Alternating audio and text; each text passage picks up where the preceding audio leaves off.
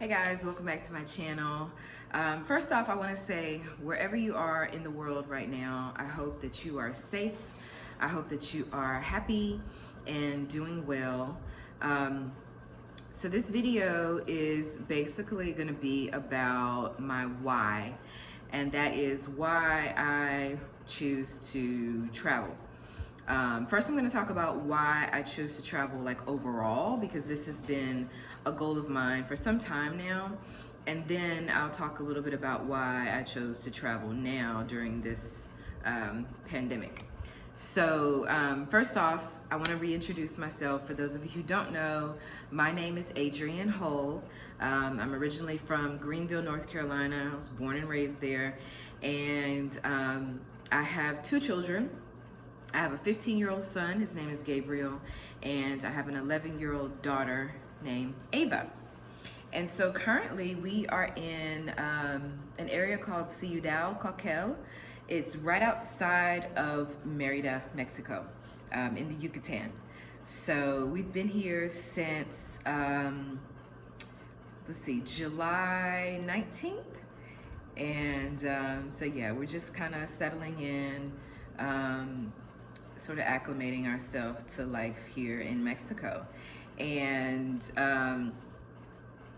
not that there haven't been challenges, but overall, I'm happy with the move that we made. And when I say move, I mean I don't plan to necessarily stay in one place for an extended period of time.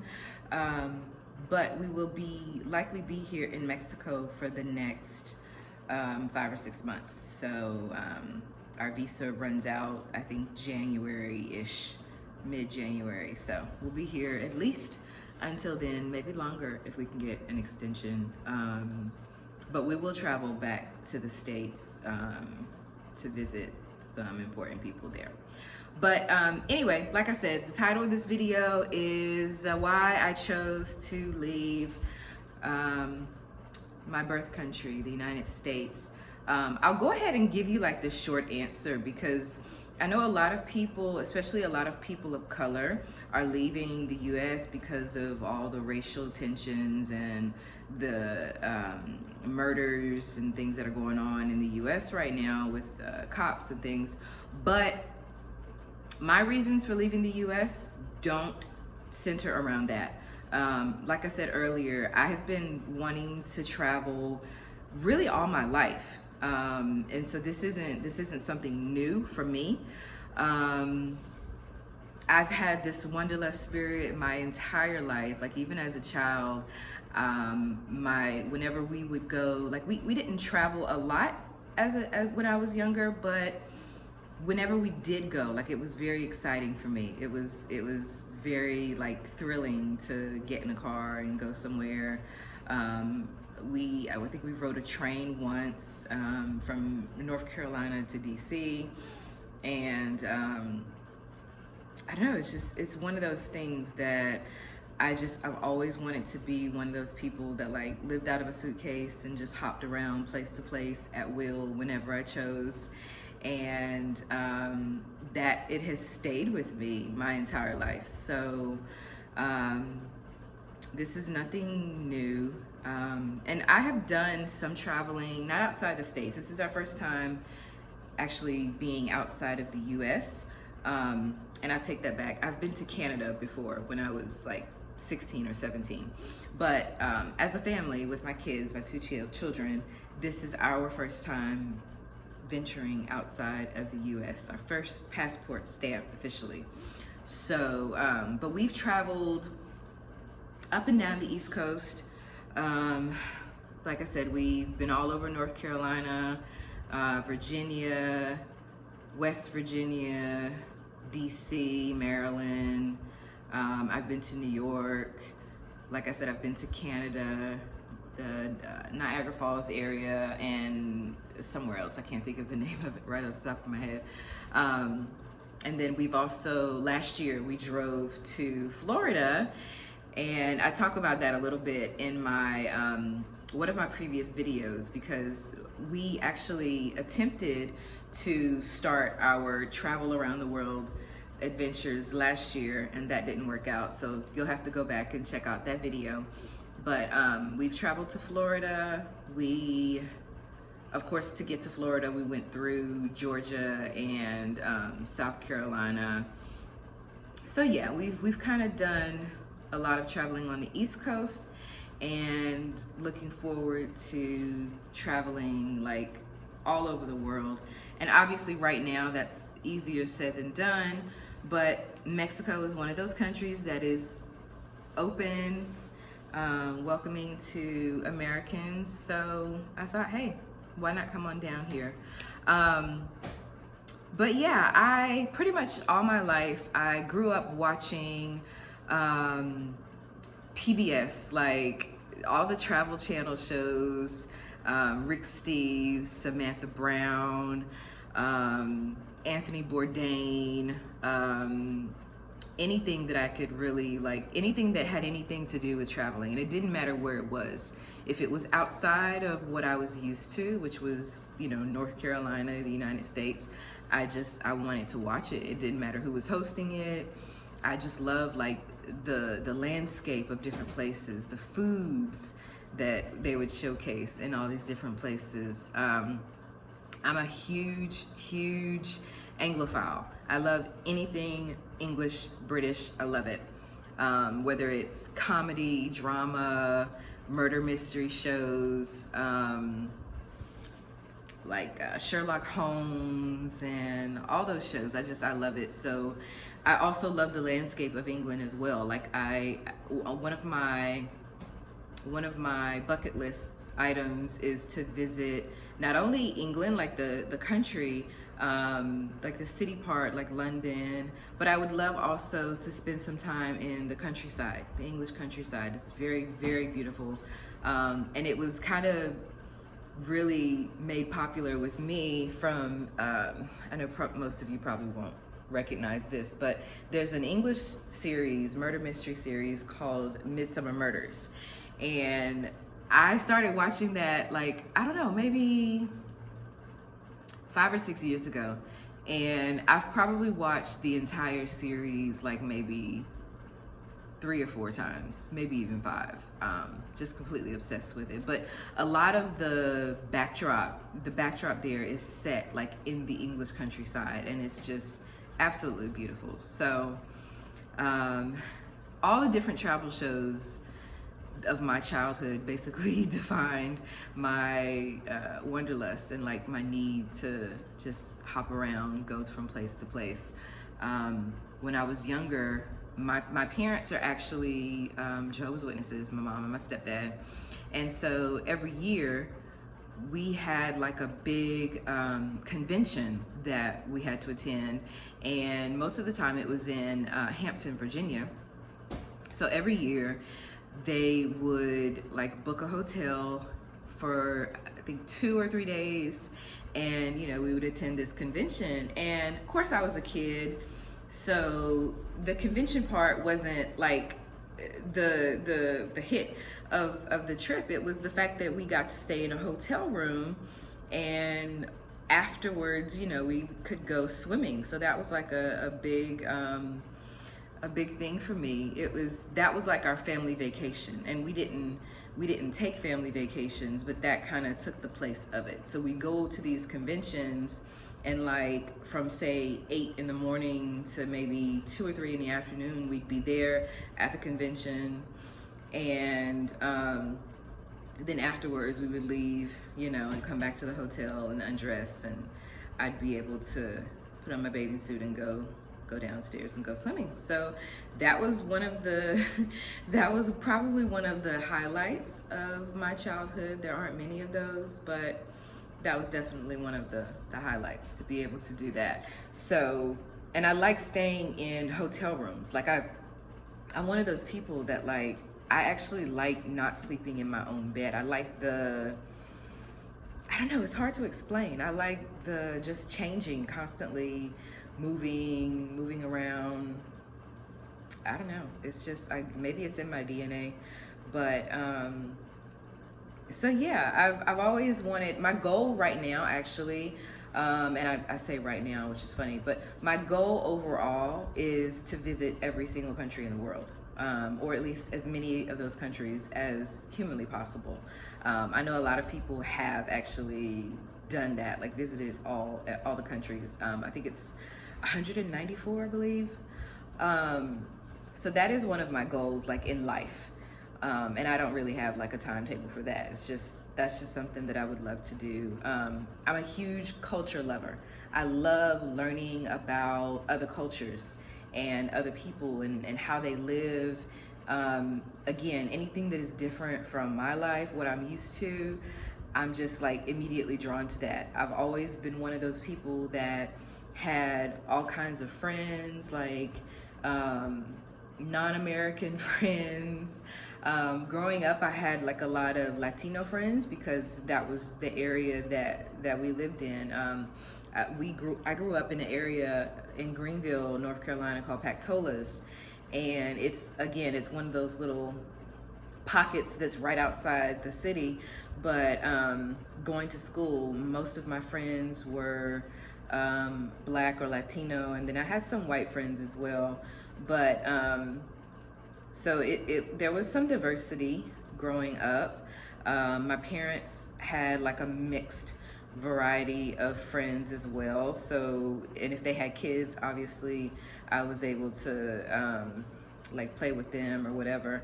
So yeah, right now, even though, you know, I know most people are like, oh, you're 35, you need to settle down, blah, blah, blah. I've never been married before. And I don't know if that's in my cards in the future. But right now, I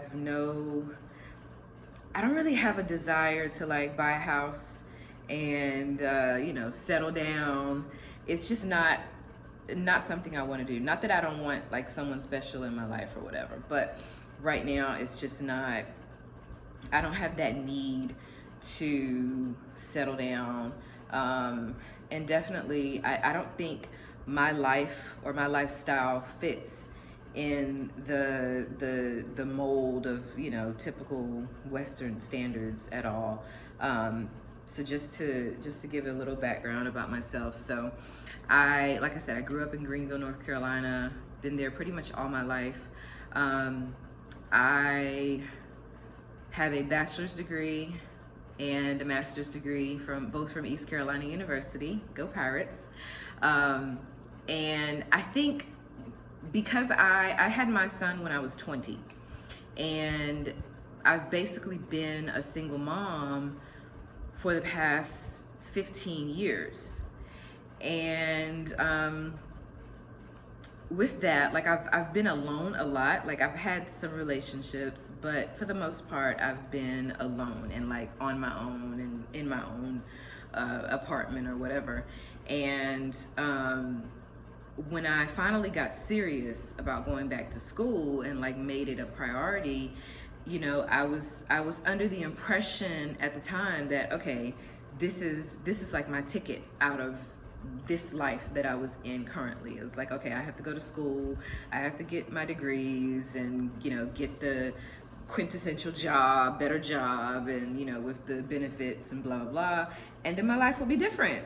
And so I went through all the motions. You know, I started off at the community college level, Pitt Community College, go Bulldogs. And so I worked my way up, you know, taking classes, taking courses. Some semesters I was full-time, some semesters I was part-time. But I went from Pitt Community College to, I transferred to East Carolina University and got my bachelor's degree. I have a bachelor's in diversity and social justice. This is one of those degrees where it's like you make your own degree. It's a program called University Studies at ECU. And at the time, I was very much into the whole social justice scene, you know, like advocating for not just people of color, but like, you know, the LGBT community. I was a Muslim when I started ECU. I had previously converted to Islam, and so yeah, that was kind of my focus, and I definitely wanted to advocate for single moms because I, of course, am a single mom. So anyway, after I got my bachelor's degree, the goal was to start some sort of organization like for single mothers. And then I ended up, that didn't really pick up like I wanted it to. And so I was kind of frustrated. And I think that summer, after I graduated, I started, in the fall, after I graduated, I started volunteering at both of my kids' schools. They were both in different schools at the time. And I was like, wow, like this is fun. This is exciting. I like this. I like being with the kids. And so that's when I decided, and I had already thought about teaching prior to this. But then, after that period, I was like, okay, this is something I could do. This is fun. I could be with my kids.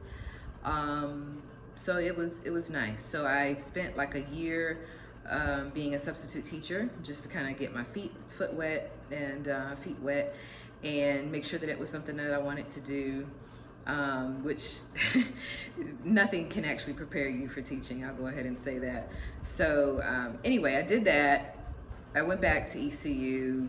I entered into an accelerated master's program. Sorry, I keep getting notifications.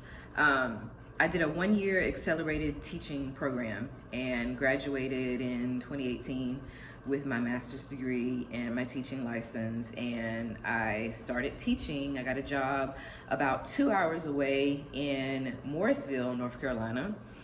And, within the first couple of months, I realized like, oh my God, this is not really what I signed up for. And I won't go into too much detail about that because it's like a dead horse basically. But teaching, especially teaching here in the States in public school, it just wasn't what I thought it was gonna be. Like, and again, I'd say nothing can prepare you for teaching. And I think that's true. Like, maybe for those people who have like family members that they can talk with and discuss things, family members that are already teachers, I should say.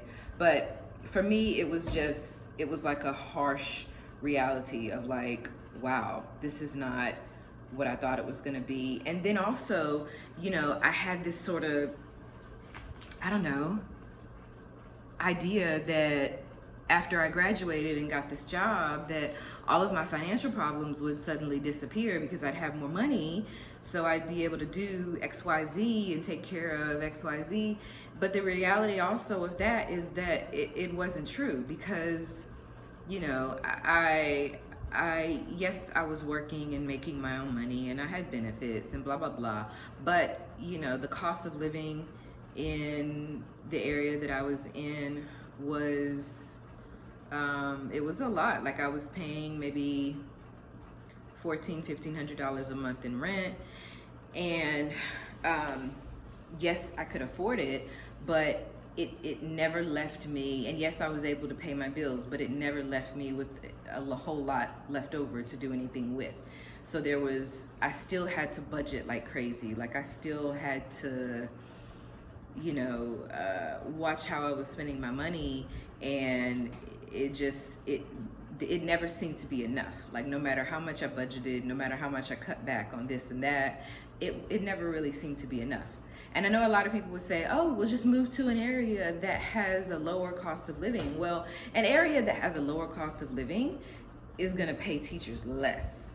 So then you're kind of still stuck in that same sort of circle. Just everything, not only the dissatisfaction that I was having with my job, but then the issues that I was having at my job as well. Just the stress and the pressure and like the crazy expectation that the higher ups, I'll call them that, have for teachers is just like ridiculous. Like, there was never gonna be this situation where like I felt like I was doing well at work and also well at home as well. Like something was going to suffer. And it was either going to be my job was going to suffer or my kids were going to suffer. And for a while, we bounced back and forth with like how that worked out. There were days where my son would have to get out of school and like walk up to the library of the street from his school. Say he got out of school at like 3 or 3:30, and he'd have to be there until like 6 o'clock at night, waiting for me to leave my job to do everything that I had to do at my job, and then go and pick him up. And it was ridiculous when you think about we were getting up at like 5 or 6 o'clock in the morning, because my school opened before his did, so I had to get up and get my daughter and us ready, and then I had to drive him to his school, and then turn around and come back. I'm sorry, I said that backwards. His school opened before my school did, because he was in high school, I was in elementary school. So anyway, it was just an impossible situation. And just kind of thinking ahead, I was like, wow, like I can't do this for the next 20 or 30 years. Like, this is crazy. I'm never gonna be able to spend time with my kids. Work is gonna, in order for me to do well at my job, I would have to make it like the focus point in my life. And, that I quickly realized that was not something that I was willing to do. I wasn't willing to sacrifice my kids for my career. So I started immediately, like it was kind of my mission, like weekends and nights, I would just come home exhausted because I've been up like since 5, sometimes 4:30. Like if I had papers and things that I had to grade and I didn't get them done the night before or the day before, I would set my alarm and get up at like 4:30 in the morning just so I could grade papers. And then I wasn't getting home in the afternoon until like 5 or 6 o'clock at night, sometimes 7 if we had errands to run or whatever. So it was just crazy. It was just crazy. It was I don't think it was ever really gonna work, to be honest with you. So I don't know exactly what it was, but I started watching YouTube videos and just looking at people that were traveling and how they were like living their lives. I started watching, I think the first YouTuber that I came across was Tim and Finn. They're like a husband and wife duo that started traveling, I think 2016 or 2017.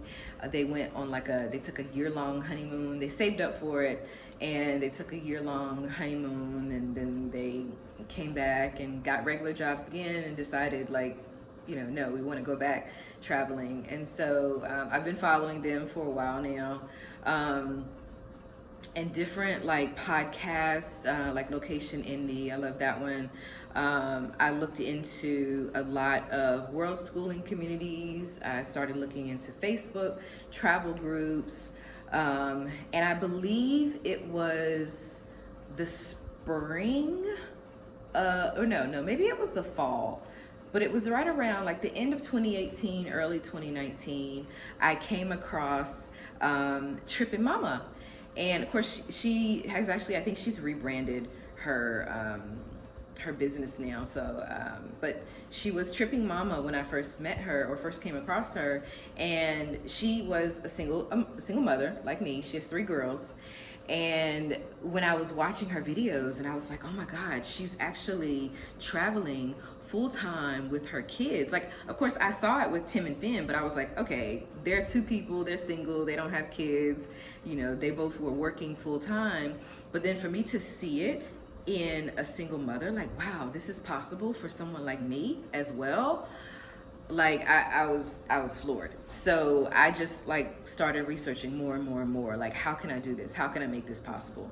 And initially I thought that, okay, I have a teaching degree. I have a teaching degree, I have a license.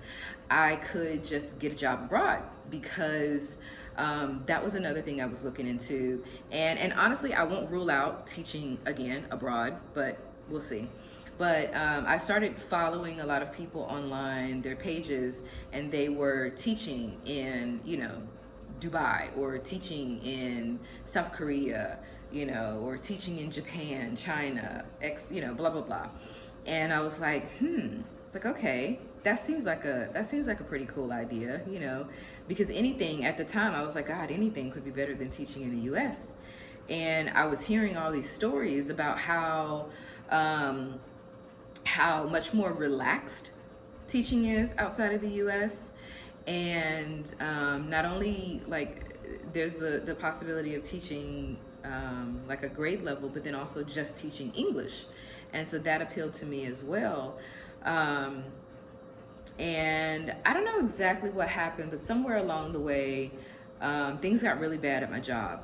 And during this whole process, and it was just like stress on top of stress, and then having to deal with my kids. You know, I had a teenager and I had a preteen, so you know, all the normal things that they go through in life as usual. Trying to balance all of that along with, you know, my career and then my own personal things that I was going through. Like it was a lot. And I reached my breaking point like maybe 2 or 3 months before school ended. And I was like, you know what? Enough of this. I can't do it another day. Cannot do it another day. So I put in my notice. I think I gave like a 2-week notice. It was right before spring break. Yeah, like that was it. I was done. And so after I gave my notice and after I ended up quitting, I think my last day was April something. There was a period where I just continued to just consume so much information, whether it be YouTube videos, blogs, reading articles, reading, you know, personal blogs, business blogs, just anything and everything that I could get my hands on, because I wanted to prepare myself as much as possible for what was to come. And I made a decision last year, talked it over with the kids, and we made a decision to go ahead and leave. So I quit my job in April. We plan to leave in August. And all was well at first. It was a huge change. You know, it was a huge change for us. We had to sell a lot of things in the house because last year I didn't plan to get a storage unit or anything like that. So the goal was just to sell everything or get rid of eventually it ended up being just majority of things we just got rid of because, I don't know, it's such a hassle selling stuff. And then people always want like to pay as less amount as possible. It was crazy. And I was frustrated and I was like, look, just whatever, take it. So we got rid of everything in the apartment, I should say. And I made a few purchases, like some bags that we were taking, and we planned to leave. The plan was that we were going to travel to Florida first, which is where my best friend is, and we were going to spend a few days there, and then we were going to leave and go to Mexico. We were going to come to Merida, Mexico, which is where Trippin' Mama is, and her name is Amoya, by the way, sorry. Hey, Amoya. So anyway, long story short, we got down to Florida. Things kind of started unraveling before we left North Carolina, and we got down to Florida and things sort of continued to unravel. And I think there was a hurricane that had come to Florida at the time. And so we were like stuck for a few days. And then when we finally went to the airport to buy the tickets, prices had skyrocketed, where it was like a couple $100. Now it was like over $1,000 or like $800 per person one way. And so I don't know, I just finally came to the conclusion. I was like, you know what, let me just stop. Maybe this is not the right time, and you know, just kind of reassess and see what I can do to come up with another solution. So we ended up coming back to North Carolina. I stayed with some family at first, and then I was able to get another teaching job, and we finally got our own place. And so in November, I started teaching, different district, different grade level. And so from November to June-ish, whenever school ended this year, we were in Durham, North Carolina. And I was happy to be working again, to be making, a decent amount of money again. But at the same time, I knew that it wasn't long term. I knew that I still wanted to go. Like, I still wanted to travel. And that was a conversation that I had with my kids. Like, okay, we're doing this, but, don't get too comfortable, because our original goal is something that we're still going to achieve. And I made up a plan. I started looking at finances and things like that, and planning what I was going to do with my income tax money when I got it. And so yeah, I just kind of started this whole savings goal and savings plan. And I think mid-March was when the whole COVID situation hit in the US, and we were actually sent home from school around March 18th or 16th or 18th, something like that. And we started teaching from home, basically. And it was a nightmare, honestly. I think each school district did something different, and then even within the same district, each school did something different. And my school was one of those where, in the beginning, it was like, okay, we're gonna go home, but you're gonna have this, and that to do. We had online lectures and things. We had professional development meetings that we had to do online. We had articles that we had to read. And it was like overload, really. It was like all this stuff that we had to do. Then there was the back end stuff of managing this and that. We had a big field trip that was coming up, and so we had to turn around and cancel that, and then process all these refunds and stuff like that, and paperwork, obviously. And then we also had to reach out to our kids and teach lessons here and there. And it was a nightmare, honestly. There was so many things that we had to do. And initially, we had to show proof that we were doing things. So if we read whatever article was assigned, and then after we read it, we had to screenshot it. Or if it was a professional development meeting, we had to screenshot our confirmation.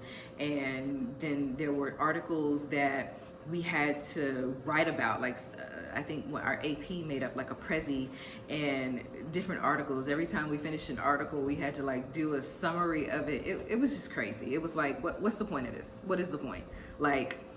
In our district, kids weren't even required to attend the online lessons that we had. So it was why are y'all forcing us to do all of this work?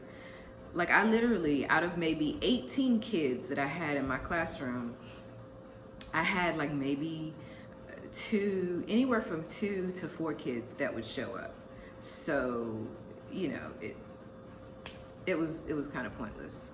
But in any case, I am grateful, and I said this before in another video, I'm grateful that I was able to continue working. I know a lot of people lost their jobs. So I have to count it as a plus that I was still able to work and still able to receive my regular paycheck. But it was a learning curve. I think this whole situation has definitely been a learning curve and an adjustment for a lot of people. But as I said earlier, I knew right away, even when I took this job, when I came back to North Carolina, that I still wanted to travel and I wanted to make it a priority. And I didn't want to wait. 5 years, 10 years. I know a lot of people try to become 100% debt free. And I'm here to tell you right now, I am not 100% debt free. I have student loans. I think I have maybe $70K in student loans. And if I were to wait until all of that was paid off, oh my God, Like, I would never be able to travel. Like, that would take years to pay off. So I'm not one to let anything stop me, obviously. And you know, right now, I think right now my loans are in deferment anyway because of this whole COVID situation. And then once they come out of that, you know, I'll just pick a payment arrangement and be done with it. Like, I'm not gonna sit here and just wait and not do anything only until like my student loans are paid. So, and then I have some other debt as well, but it's kind of minor. And I have a plan, like I have a whole, I guess, financial plan, if you will, to take care of that in the coming months. So, I know a lot of people have questions about that. Like, how do you, like, is it a good idea to travel if you still have debt, da da da da da. And maybe I'll go into that in a future video. But I have. Here I am in Mexico, living my best life. So it is definitely possible. But so yeah, that's kind of where we are right now. And even now, like traveling, I know a lot of people are extraordinarily passionate about whether or not you should travel during this whole COVID situation. And for me, honestly, I don't know. I guess maybe it's age or just the older I get, I think the more I step out of my comfort zone and just step out of what I'm used to, what I've been told my whole life, you know, whether it be religion or whether it be any child rearing or whatever, any way of thinking. And just here lately, I have done a lot of soul searching, and I don't want to follow the status quo. Like, I don't want to just follow something because the majority of the people I know are following it or doing it. So I just don't agree with all of the hoopla surrounding COVID-19. I'm not going to say that there isn't some sort of virus, but I just don't feel like it's as extreme as people are saying it is. I don't feel like, you know, every day, every time you turn on the whether it's, even if it's not the TV, because we don't have like we have a Roku in the house that we're staying in, and even back home, I think our last TV broke and we just watched Netflix and stuff online. But the news that I read online, it's like every day it's like 10,000 more cases or 20,000 more cases. And it's just, I think people get so caught up in that, and it manifests as like this massive panic and fear. And it's so frustrating for me to watch, because I feel like I'm on the outside of that, and I'm watching other people that are like freaking out and allowing this situation to control their lives, basically. And I was off Facebook for a while, but when I came back, and I literally like just deleted a bunch of people and pages, and because it was like that was all they were posting, like all just regurgitating whatever was being, you know, posted in the media. They were just reposting it and just regurgitating everything. And I can't live like that. I refuse to live my life in fear of anything, any virus, any sickness, any person. I refuse to live my life like that. It's not the way I raised my children to be. And I'm not gonna sit here and lay down and just take what is being spewed out in the media and the news and everything. So I feel pretty safe. We feel pretty safe traveling. None of us have any like serious underlying issues. My daughter has, excuse me, some allergies, like seasonal allergies. She's allergic to like grass, which is funny, grass and pollen and stuff like that. But other than that, you know, we're pretty healthy. We didn't have any trouble, and I'm actually going to do another video talking about our flying experience, because not only was it our first time out of the country, it was our first time flying, like on an airplane, period. And we flew Spirit. My voice is going, so that's probably a cue that I need to end this video because we're like right at 40 minutes. Wow. So anyway, so yeah, that's pretty much why I decided to travel, why I want to travel in general, and then why I decided to travel now during COVID. We took any precautions that were mandated, so we're fine. We're fine. We made it over here. Virtually no issues, but again, I'll go into depth in another video about our experience flying. And yeah, I hope you enjoyed this video. I definitely consider myself a free spirit.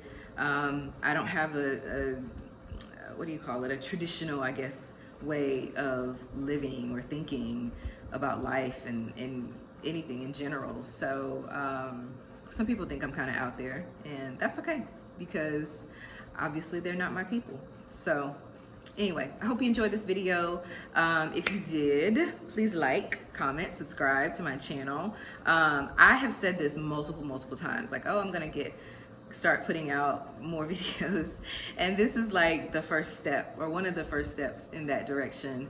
I sat down over the weekend and I came up with like a plan of different things that I want to do each day for the month of August. So anyway, I'm working on it. I'm trying to get my life together.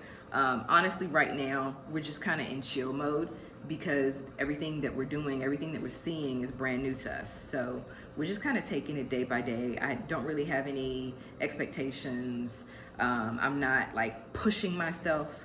I'm just living, you know, and just experiencing things in the moment. So again, I hope you enjoyed this video. I know it's been kind of long and I'm sorry. Maybe, I don't know, maybe I'll try to shorten my videos in the future. Maybe not, I don't know, we'll see. But anyway, I hope you guys have a great day. It is super hot. I can already feel it here. But it's really hot here in Merida.